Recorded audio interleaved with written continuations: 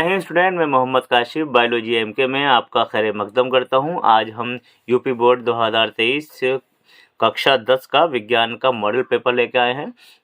क्योंकि model paper देखिए 3 भागों में बटा होता है। इसमें पहला भाग आपका फिजिक्स है, दूसरा भाग केमिस्ट्री है और तीसरा भाग है बायोलॉजी। तो हमने ये जाना कि सबसे पहले हम इसमें 3 वीडियो बनाए, जिसमें अब जो वीडियो बना रहा हूँ मैं वो फिजिक्स की होगी, उसके बाद वीडियो केमिस्ट्री की आएगी और उसके बाद वीडियो आएगी बायोलॉजी की। यानी 3 भागों में हमें ये वीडियो बनानी है।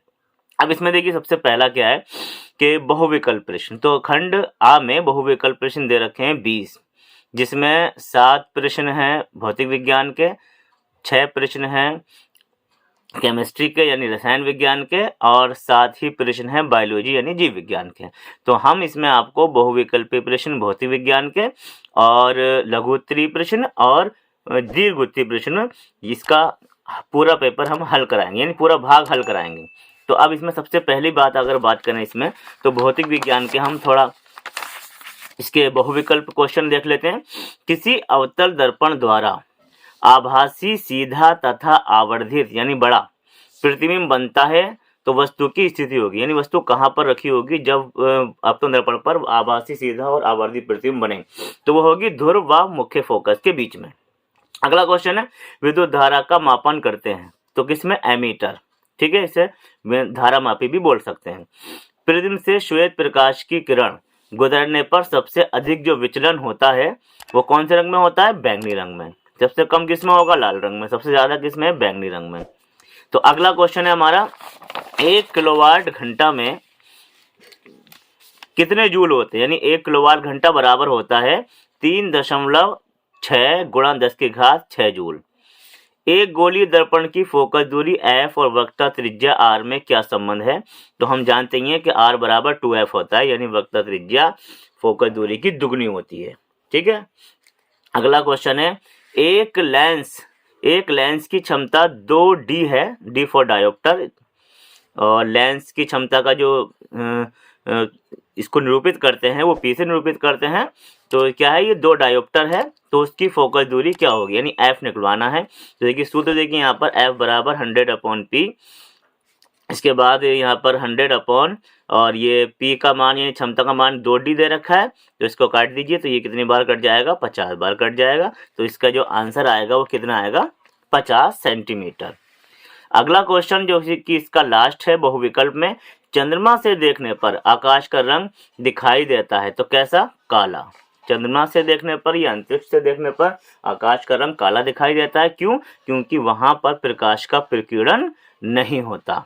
ठीक है, अब हम इसके लघुत्तरीय प्रश्न में देख सकते हैं, जो कि हमारा क्या है कि उपखंड का है। तो इसका पहला लघुत्तरीय प्रश्न है 2 ओम, 3 ओम व 6 ओम का तुल्य प्रतिरोध ज्ञात कीजिए जबकि वे जुड़े हों श्रेणी क्रम में।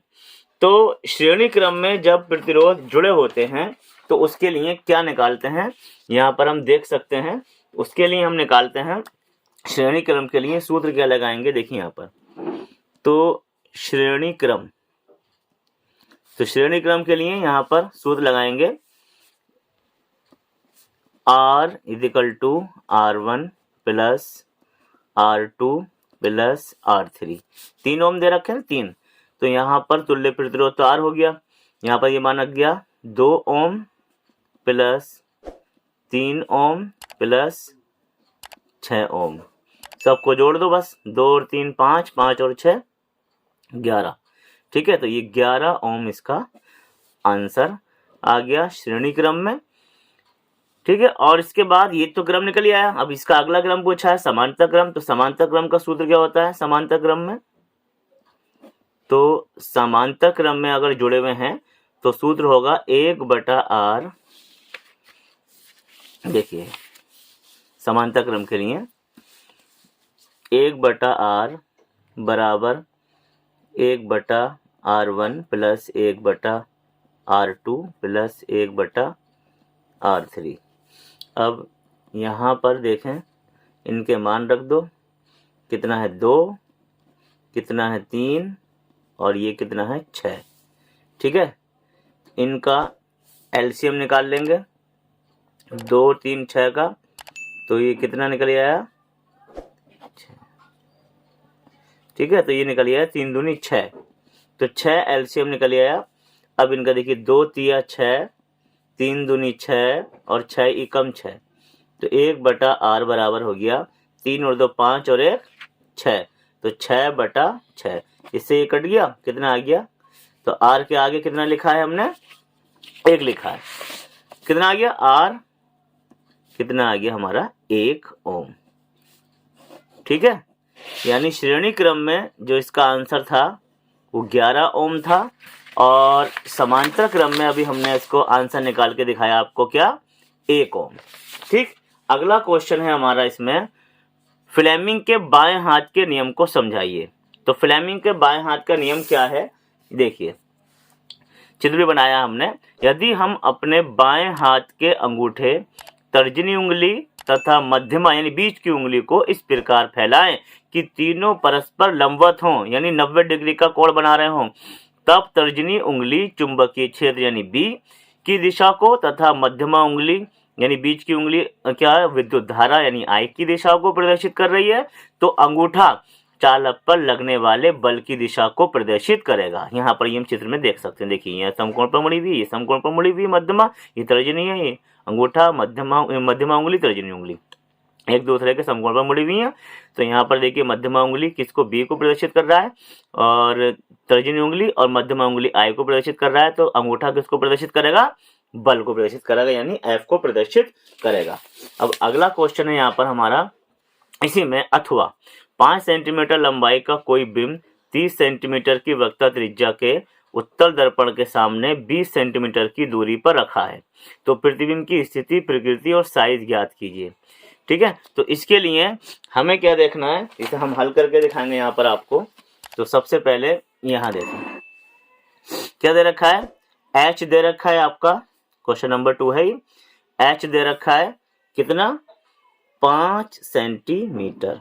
इसके बाद बिंब 30 सेंटीमीटर, वक्रता त्रिज्या यानी r दे रखी है कितनी, 30 सेंटीमीटर, और दूरी दे रखी है बिंब की कितनी, 20 सेंटीमीटर, ठीक। तो सबसे पहले हम r से f निकाल लेंगे। तो f इजिकल टू होता है r/2, r का मान रख देंगे 30, कितना आ गया, 15 सेंटीमीटर, और कैसा दर्पण है कि उत्तल दर्पण है, तो f क्या आएगा, प्लस में ही आएगा, 15 सेंटीमीटर, ठीक है। अब हमें सूत्र कौन सा लगाना है, अब हमें सूत्र लगाना है इसमें, देखिए यहाँ पर सूत्र लगाना है 1/v बराबर 1/f माइनस 1/u। वैसे तो हमारा जो मेन सूत्र है वो 1/f बराबर 1/v प्लस 1/u होता है दर्पण के लिए, लेकिन इसको जब चेंज करेंगे v निकालने के लिए, जिसको इस तरीके से चेंज हो जाएगा, 1/v बराबर 1/f माइनस 1/u। अब इसमें बस मान रख दो, f का मान अभी निकाला हमने 15, u का मान ये निकाला हमने कितना है, 20 है, हमेशा u का मान माइनस में रहता है, ये ध्यान रखना है, यहाँ पर ये लिख दिया, ठीक। तो इसके बाद और देखें, इसमें 1/v बराबर इसका एलसीएम निकाल लेंगे, देखिए 10 बार चला गया, ये 5 बार चला गया, ये 5 बार चला गया, ये 1 बार, तो ये हो गया 2 दूनी 4 तिया 12 पंजे 60, इसका एलसीएम आ गया। अब देखिए 15 चौका 60 माइनस माइनस प्लस 20 तिया 60, ये हो गया 1/v बराबर 7/60। अब तो कटेगा नहीं है, v के आगे कितने हैं, v के आगे हैं 60, तो ये 60 भिन्न पलट जाएगी 60/7। अब इसका क्या कहते हैं आप, या तो इसको ऐसे रख दीजिए या फिर इसका निकाल लीजिए, तो ये हो जाएगा 7 8 56 4 0 7 पंजे 35, ठीक है। और इसके बाद ये आ गया 5 7 7 19, ये आ गया आपका यहाँ पर आपका v इक्वल टू 8.57 सेंटीमीटर, ठीक है। अब हमें क्या निकालना है, अब हमें निकालना है इसका, हमें निकालना है एच डैश, यानी प्रतिबिंब की दूरी पूछिए। तो H dash is equal to H multiply minus V upon U, ये इसका सूत्र होता है। तो H dash is equal to, H का मान हमने कितना लिया था, एच का मान 5 सेंटीमीटर, तो 5 गुणा यहाँ माइनस लगाएंगे, वी कितना निकल के आया, पहले हम ये लिख देंगे 60/7 लिख देंगे पहले तो हम, ठीक है। और बटे में यहाँ पर हमने यू है हमारा 20 सेंटीमीटर, ये इस तरीके से। तो H dash is equal to, ये तो ऐसे रखेंगे, ये ऐसे रखेंगे, ये यहाँ 7 आ जाएगा गुणा ये आ जाएगा -20, इसको ऐसे रख देंगे, ठीक है। इसके बाद फिर आगे H dash is equal to, ये यहाँ से ये कटा 3 बार, ठीक है। तो 5 गुणा ये हो गया -3 बटा ये हो गया 7 एकम 7, और एच डैश फिर देखें इसमें 5 तिया 15 माइनस बटा -7, माइनस से माइनस कटा, तो ये आपका निकल के आया, यहाँ पर देखें एच डैश इक्वल टू, यहाँ पर भाग कर लीजिए, 14 1, तो ये आया आपका 2.11 सेंटीमीटर, ये एच डैश का मान है। यानी v हमारा है कितना, ये आया v, प्रतिबिंब की दूरी ये आ गई, और किसकी, प्रतिबिंब की लंबाई ये आ गई, ठीक है। ये दोनों आंसर हो गए इसके। अब हम अगला क्वेश्चन देखते हैं इसमें। तो अगला क्वेश्चन है हमारा इसमें, दूरदृष्टि दोष से आप क्या समझते हैं, दूरदृष्टि दोष से आप क्या समझते हैं, इसके कारण व निवारण लिखिए। तो दूरदृष्टि दोष के लिए देख लीजिए आप, यहाँ पर फ्लेमिंग के बाएं हाथ का नियम तुमने देख ही लिया। अब हम दूरदृष्टि दोष भी देख लेते हैं, इसका आंसर ये देखिए यहाँ पर, दूरदृष्टि दोष, मनुष्य की आंख का वह दोष जिसमें दूर की वस्तुएं तो स्पष्ट दिखाई देती हैं किंतु पास की वस्तुएं स्पष्ट दिखाई नहीं देती, यानी आंख का वह दोष जिसमें दूर की वस्तुएं साफ दिखाई देती हैं लेकिन पास की वस्तुएं साफ दिखाई नहीं देती, उसको हम क्या कहते हैं, दूरदृष्टि दोष कहते हैं। कारण क्या है, नेत्र लेंस की वक्रता कम हो जाना जिससे उसकी फोकस दूरी का बढ़ जाना, नेत्र गोले का व्यास कम हो जाना, नंबर 2 जिससे लेंस व रेटिना के बीच की दूरी कम हो जाती है।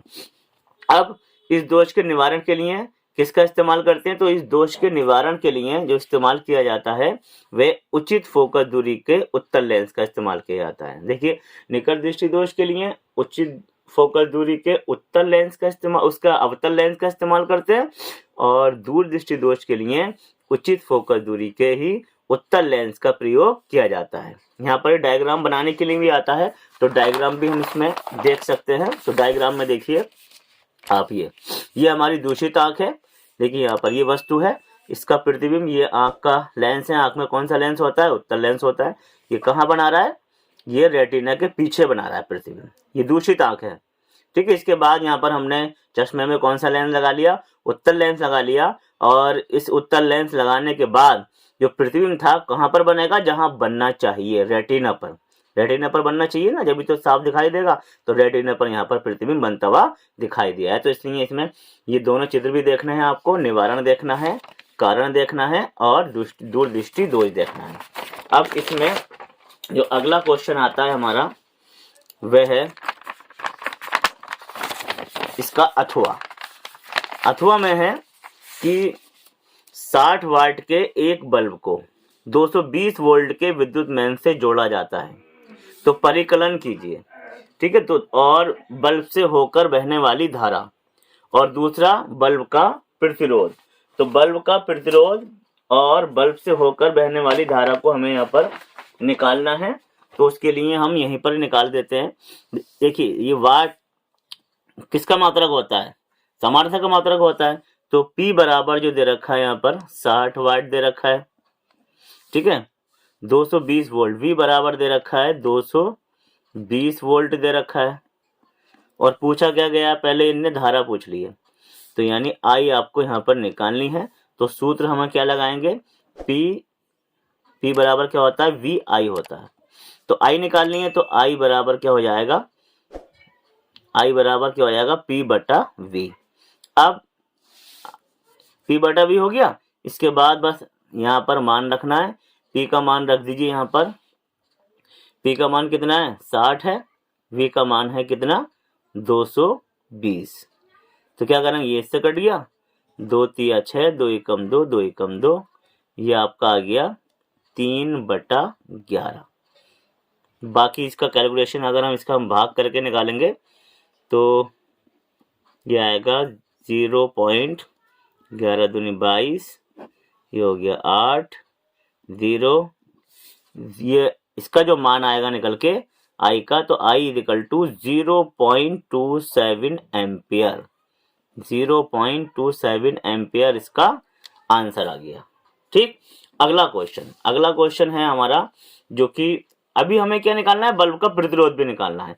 तो बल्ब का प्रतिरोध निकालने के लिए यहाँ देख सकते हैं, बल्ब का प्रतिरोध निकालने के लिए R ही तो निकालना है, I हमें मिल गई। ठीक है, तो क्या होता है, R बराबर V स्क्वायर बटा क्या होता है, P होता है। R बराबर V स्क्वायर बटा P होता है, और बस V का मान रख दीजिए। V का मान कितना दे रखा है, V का मान दे रखा है 220, ये 220 गुणा 220 हो गया। P का मान इसमें दे रखा है 60। ठीक है, तो 60 से यहाँ पर 1 0 काट दिया, 2 एकम 2, 2 एकम 2, और 2 तिया 6। तो R बराबर हो गया, इनकी गुणा कर लो, 11 0 0, 11 दूनी 22, 11 दूनी 22 और 2 24, ये 3। ठीक है, तो 3 से फिर इसकी क्या करनी है, भाग करनी है, तो 3 से भाग कर लो यहाँ पर, 24 20, 3 अट्ठे 24।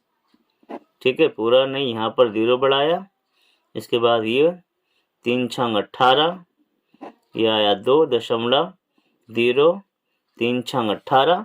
तो इसका जो आंसर आएगा वो आएगा 806.66। ठीक है, ओम। यहाँ पर दो चीजें हमें प्राप्त हो गई, एक I पूछी थी विद्युत धारा, और एक R यानी प्रतिरोध। ठीक है, इस तरीके से इसका आंसर निकलेगा। अब इसमें अगला क्वेश्चन है जो कि लॉन्ग क्वेश्चन है, इसको देखिए। तो लॉन्ग क्वेश्चन क्या है कि प्रत्यावर्ती धारा जनित्र के सिद्धांत, संरचना तथा कार्यविधि का सचित्र वर्णन कीजिए। तो सबसे पहले हम प्रत्यावर्ती धारा का आंसर देके आए हैं।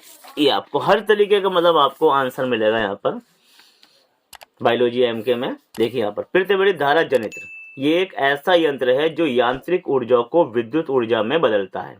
ठीक है, कैसी युक्ति है, कैसी युक्ति है जो यांत्रिक ऊर्जा को विद्युत ऊर्जा में बदलती है। इसका सिद्धांत पूछा है, संरचना पूछी है, और इसकी कार्यविधि पूछी है, सब लेके आए हैं। जब किसी बंद कुंडली को चुंबकीय क्षेत्र में तेजी से घुमाया जाता है तो उसमें से होकर गुजरने वाली चुंबकीय बल रेखाओं यानी चुंबकीय फ्लक्स में लगातार परिवर्तन होता रहता है, जिसके कारण कुंडली में विद्युत वाहक बल, जिसे ई अक्षर से निरूपित करते हैं, तथा एक विद्युत धारा यानी I प्रेरित हो जाती है। यानी विद्युत वाहक बल पैदा होगा इसमें और धारा पैदा होने लगेगी। ठीक है, धारा कोई बनाने वाला ही यंत्र जनित्र कहलाता है, यानी जनरेटर। इसके बाद संरचना देखिए। इसमें संरचना यानी इसमें क्या क्या चीजें पाई जाती हैं, तो इसमें इसके प्रमुख भाग निम्नलिखित हैं। नंबर 1, छेद चुंबक। तो इसमें दो शक्तिशाली चुंबक होते हैं जिनको हम N व S कहते हैं, यानी नॉर्थ और साउथ, उत्तर और दक्षिण ध्रुव वाले, और इसी में कुंडली में क्या होती है, घूमती है। इसके बाद इसमें अगला पॉइंट है हमारा आर्मेचर। तो आर्मेचर की बात करें तो आर्मेचर क्या है कि ये एक आयताकार कुंडली ABCD होती है, आयताकार तो है, जो कच्चे लोहे के क्रोट पर पृथक्कृत तांबे के तार को लपेटकर बनाई जाती है। आपने भी देखी होगी शायद इसे। तो इसे हम क्या कहते हैं, आर्मेचर कहते हैं।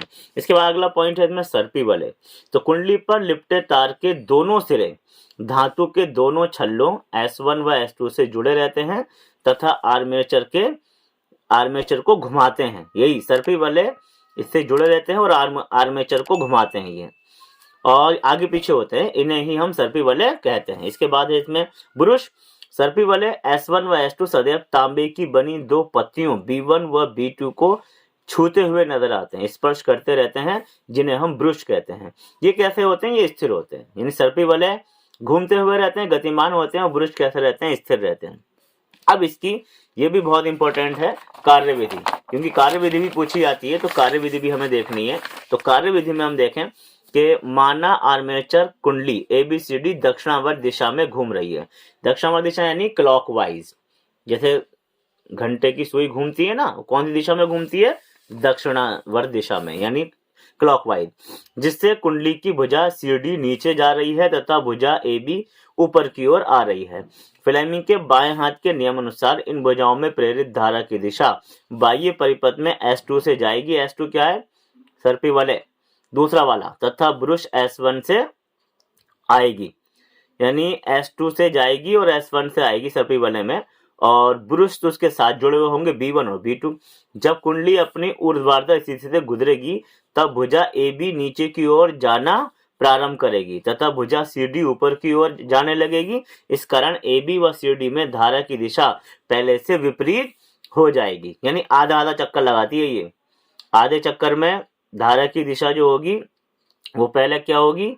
AB ऊपर की ओर और CD नीचे की ओर, और अगले आधे चक्कर में CD ऊपर की ओर और AB नीचे की ओर।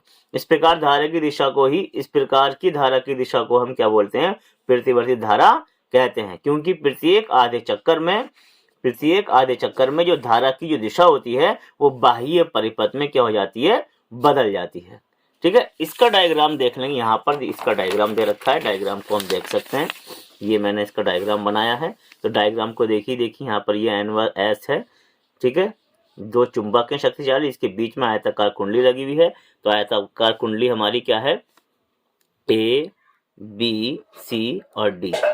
ठीक है, ये कुंडली है, इसमें धारा की दिशा दिखाई दे रही है यहाँ पर, और A से B अगर बात करें तो A, B, C और D। इसके बाद यहाँ पर ये सर्पी वलय आपको दिखाई दे रहे होंगे, एक सर्पी वलय ये है और एक सर्पी वलय ये, दो सर्पी वलय हैं जो कि बेलनाकार हैं। इसके बाद ये B1 और B2 क्या दिखाई दे रही हैं? ब्रुश दिखाई दे रहे हैं। सर्पी वलय तो S1 S2 है, और ब्रुश क्या है? B1 B2 है। ये हमारा परिपथ है। ठीक है, ये इसमें धारा का प्रवाह यहाँ पर आपको दिखाई दे रहा है। ठीक है, और ये डायग्राम किसका है? प्रतिवर्ती धारा जनित्र का, यानी प्रतिवर्ती धारा जनित्र यानी जनरेटर का। ठीक है, ये वीडियो आपको कैसी लगी? अच्छी लगी तो इसे लाइक कीजिए, शेयर कीजिए, और हमारे चैनल बायोलॉजी MK को सब्सक्राइब कीजिए। शुक्रिया।